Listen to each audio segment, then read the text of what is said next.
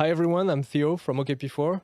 So co-founder, leading strategy at the project. We've been building for a few years now. So it's really exciting to share now what we've built. This concept of orchestration layer is pretty new, and the why behind it is really important for you to understand. So I want to take the opportunity here to share it with you, and I hope you will be excited as well. It's going to be like 20-minute video diving into why we built this project, why it's different, why it's necessary. Hope you enjoy it. So why crypto matters? First, you know these words. It's open source, it's unstoppable, it's composable, it's permissionless, it's immutable. Most of the people interested in crypto know that, but I want to focus on two things that are very, very important. It's capital formation and new incentives. So capital formation, it's basically the ability to create an asset, a crypto asset, you're 2 clicks away from creating an asset that can be worth billions of dollars, basically. It's the ability to very easily create capital. And this is a concept that is pretty revolutionary, that never happened in the history of humanity, and that can be used for great things, and in AI especially. Same for the new incentives. You know, Bitcoin, it provided this ability to incentivize miners to do work, to validate a chain, to mine a chain. So it created the incentives for individual to go toward a common goal and to maintain and secure a network. And this was the first step. Now, we can do way more complex things and incentivize way more complex behaviors. And that's also something that is very important when we talk about crypto and AI, is the ability to incentivize behaviors, incentivize contributions to models, to AI that matters. So now let's talk about AI. AI-powered machines, they are created every day by the thousands, and they are getting better every day. Basically, we are on our way towards what we call AGI, so artificial general intelligence, and this is coming. AGI is basically the ability for an AI to do tasks that have an economic output better than any human. So it's the ability to basically what we think about, just thinking or having ideas, doing things in a way that humans don't do as well. So we're really talking about, maybe replacement, some jobs, but we are mostly talking about not replacement, but huge increase of outputs, the ability for humans to do way more work. So we're talking about productivity gains from thousands to maybe 1 million times more. So it's really something that is kind of mind-blowing. And I don't know how long away it is. Maybe it's a matter of a few years, maybe it's a matter of 50 years, I don't know, but it's probably coming. Mostly people see AI and crypto as two things that are really growing and that have some synergies. Maybe you've seen the article from Vitalik. As we record here, it's a few days ago. As we record here, it was a few days ago. And Vitalik described crypto and AI as two different things with some synergies in the middle. And it's one way to think about it. Of course, there is some synergies. But another way to think about it is like that. So it's crypto as a stepping stone on the journey to AGI. It's like, no, it's not merely synergies. It's crypto is the foundation for AI to thrive. Like the bacterial flagella, you know, this thing, the bacterial flagella is this little, let's say, organ that emerged from evolution that basically gave the ability for bacteria to move in one specific direction instead of being very erratic and move everywhere. So and move faster basically toward energy and to grow and reproduce more easily. So it's basically this evolution enabled 3 billion years later humans. And like bacterial flagella, it's a prerequisite that allows artificial consciousness to manipulate the physical realm of man. The potential is so powerful and far-reaching that it will spark the biggest speculative mania humankind has never seen. So this is big, but I think we have to see crypto and AI like that. It's really like crypto is the body, AI is the mind. So if we see crypto as a foundation for AI to thrive, of course, autonomous agents, AI, they will use crypto. They won't have bank accounts. They will use crypto to basically exchange value with other agents, other AI, or other humans. But the real question is, how are these agents created? today they are controlled and created by a handful of corporations, just a few of them. And as these models become more powerful, more valuable, this power, this value is becoming more concentrated in the hands of these few corporations. So it really reminds us this AI debate, AI neutrality, AI safety. It really reminds us of the early internet. At the beginning of internet in the early 70s, there was a lot of debate about who is going to control the internet. And there was, for example, IBM, who was thinking of the internet as like kind of big intranet, kind of centralized server where they could basically control everything that is created on it. And there was a lot of debate. There was some open source initiative like the W3C, and it's still debate recently, but the open internet won, kinda. And if it didn't, we wouldn't have all the innovations we have today. We wouldn't have all the tech sector that we know today, all these applications, all the ability to create, to consume content. This is because the internet was open and because competition was open as well. And today we have kind of the same debate in AI. There are some similarities. You know, these big players, the Meta, the Microsoft, the Google, the Amazon. Today, these are the companies that have the ability to create the best models. They are the GPU rich. They have the resources. They have a bunch of engineers that are working together with these basically infinite resources almost. And we need to do something about it. I mean, it's this future where the foundation of society is based on models that are built by a few and that can be basically controlled by like persons on a single hand. Like, it's kind of dangerous. And so we have to choose between post-scarcity freedom, that is open competition, open collaboration, or post-scarcity feudalism, meaning that all the value of these technological improvements will be controlled by the few. And so to do that, to go towards freedom, we need the right tools to coordinate ourselves. And there is some good news, because crypto is the future of social coordination. We say like crypto is the future of finance, but finance is just a social coordination system. It's buyers and sellers. And crypto is all about coordination between entities, between people. You remember what I've just said here, this diagram?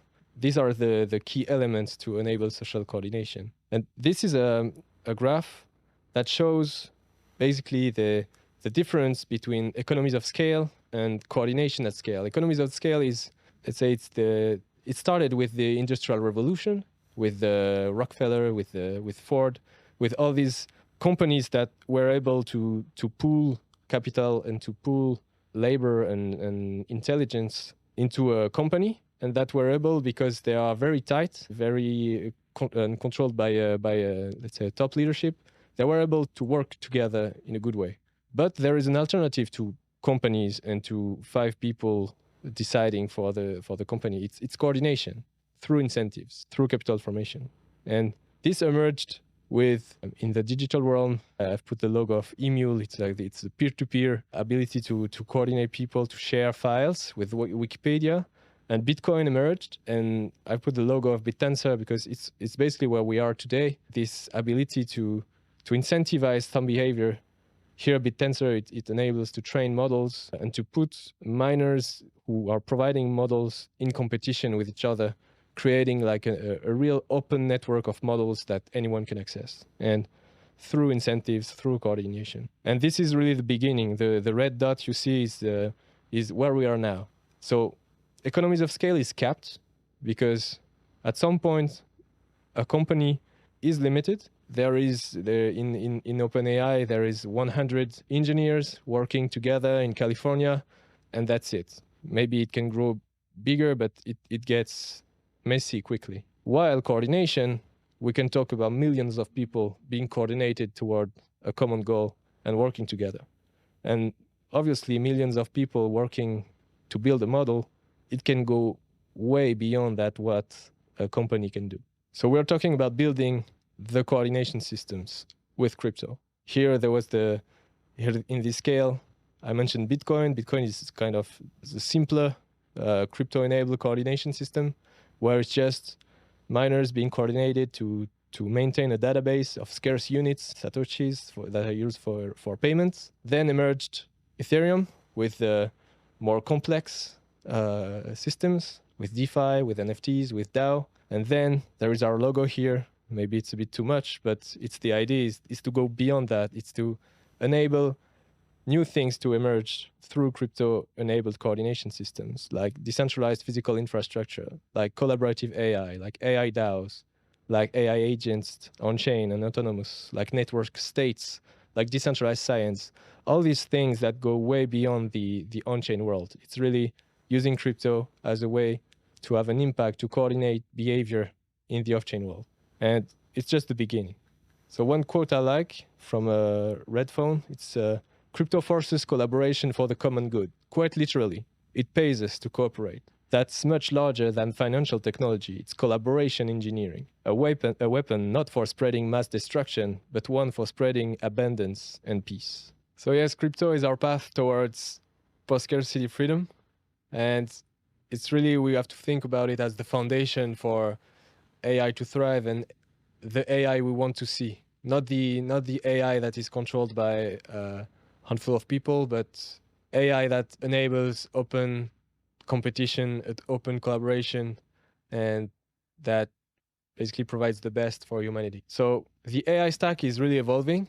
There are a lot of different technologies, either on the data side or the compute side. For data, there is a lot of emerging Web3 technologies for decentralized data storage. There are also centralized technologies that work very well. Same for computation. You have the Akash, the Jensen, these technologies that are emerging. And today is becoming very complex for AI builders, even more for communities to collaborate, but for AI builders to create workflows between these two different environments. They have to understand and integrate all these different protocols. They have to manage different technologies in Web3, and they have to bridge between on-chain and off-chain environment. So it's getting very, very complex, and that's where OKP4 comes. OKP4, it enables web-scale collaboration in AI. So it's really a protocol that enables to share anything, to connect anything, and to monetize any resource that can be involved in the process of creating AI. It's about simplifying AI resource coordination, and it's about being the orchestration layer to make the collaboration happen. So it's a Cosmos chain. It's a layer 1 that is built specifically for that. So the chain is customized to share anything and to define the condition. And it's universally compatible with everything that exists. So basically what you can do is you can share anything under any conditions you want. So anything can be any data set, any algorithm, any storage, any computation, any identity mechanism, anything that is off-chain and even on-chain on other chain, you can reference it in the protocol. And you can also define any conditions, any access condition you attach to it. So maybe you want your data to be shared only with a few specific providers, or only if that person has some specific credential, or maybe you need a specific business model for your data. Anything can be described as a condition, and the protocol makes sure that these conditions will be enforced. So as a consumer, when you want to create a workflow, so when you want, for example, different data sets to interact with each other, you will create that workflow, you will propose it to the chain, and the validators will make sure that your workflow is compliant with all the rules that are described on-chain. So yes, OKP4 is about enabling collaborative AI. So it's removing the different bottlenecks for AI to thrive, and especially the bottleneck of data. Many people say the main bottleneck is GPU, it's resources, but at the end of the day, a good model, it needs to have good inputs, and the more inputs, the more quality data we can leverage, the better the models will be.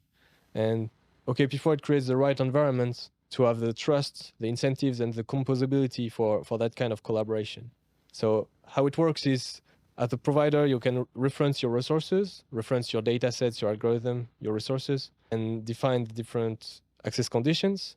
And then as a consumer, you will have the ability to configure a workflow. So maybe you want to access different data sets that are shared by different providers, enable them to interact with a specific algorithm, deploy the model somewhere. You will configure that whole workflow on-chain, and then you will propose the workflow to the validators. So you will create a transaction on-chain. The blockchain, the validators will verify that all the rules that are invoked in that workflows are compliant, so that you are basically enabled to do that workflow. And if you're compliant, if the workflow is compliant, then the magic will happen off-chain. So then the off-chain world that is listening to the blockchain will be orchestrated by the blockchain. So it's really about creating a new way, a new technology to enable the off-chain world to be orchestrated by the blockchain. And that enables a wide range of new things. So yes, OKP4, it's really about connecting anything as a service. And it's literally anything. So it's about creating the right environment for people who have something to share it. It can be models, it can be data, it can be resources, it can be infrastructure resources, it can be any API, it can be it can be anything as a service. And we're really focused on creating the right environments for providers and builders to collaborate and to work together. So it's really about creating everything that a builder needs to create an ecosystem of data algorithm providers and to enable them to collaborate. So a zone, an application can have its specific token. It's possible. They can have its specific incentive mechanism with their new token. They can have governance tokens for models or for their subset of communities. So us, the OKP4 team, we're really focused on creating the protocol that is very neutral, not the applications themselves. The builders will come, we create their projects on top of OKP4. So to make that happen, we're really focused on creating the right interfaces. So to make that as easy, as smooth as possible for providers and consumers to interact with the protocol. So we've built a series of interfaces, of no-code interfaces, to basically do whatever you need to do. So it can be just exploring the dataverse. So the dataverse is all the resources that are shared through the protocol. So you can explore them, all the different data sets, the models and everything. You can also create zones. So zones are a subset of rules that apply to a subset of resources and of contributors. So it's maybe you have an idea, you want to create a specific model for a specific use case. You may need to create your own your sovereign zone that has its own set of rules, and all the different resources that will interact within that zone will be compliant with the rules of the zone. And a zone can have its own token, as I mentioned. So you can also do that in a no-code way. As a provider, you can share your resources, so your data sets, your algorithm, you can share them through the interface. So you will describe basically what it's about and how to access it.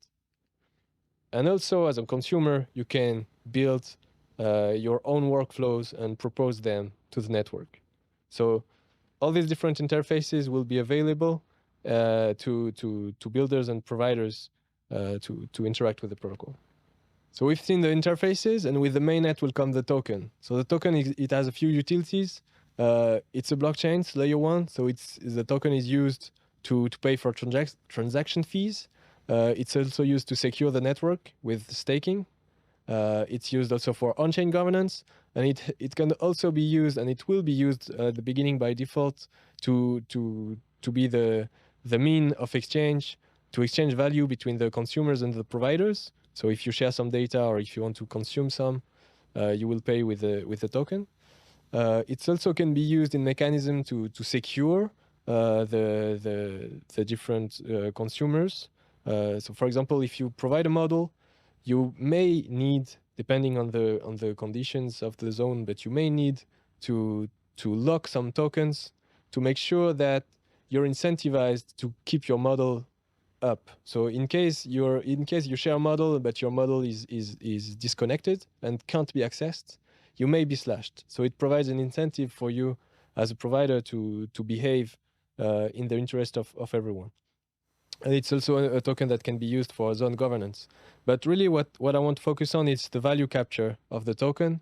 And I've said it's an orchestration layer. So an orchestration layer means that it's the protocol that enables to connect to anything and to make these things interact with each other. So as a builder, you will use OKP4 to create the workflows that needs the interaction between different environments and different providers. So it's everything else, let's say, it's kind of replaceable. Data can come from anywhere. The computation can come from anywhere, but OKP4 will be the layer for orchestration. And whatever the application, whatever the zone, whenever there is some value exchanged between these different resources, there will be a tax. It's set by governance, but there will be a tax at 2% at launch that will be used, and the value will be captured by the protocol. So the more use cases there will be, the more builders there will be, the more the value will aggregate in the token. So it's really interesting. So to conclude, I want to say that you've heard it. It's a new project. It's something that doesn't exist yet. An orchestration layer, you've never seen that. So it's a long-term game. We're in it for the long term. We're in it we really want to make that vision happen, to be the foundation for AI to thrive and to build the kind of AIs we want to see. So we're really focused on that. Thank you for listening. I hope you follow through, because it's as I mentioned, it's a lot of new concepts, and I hope you'll enjoy what's coming.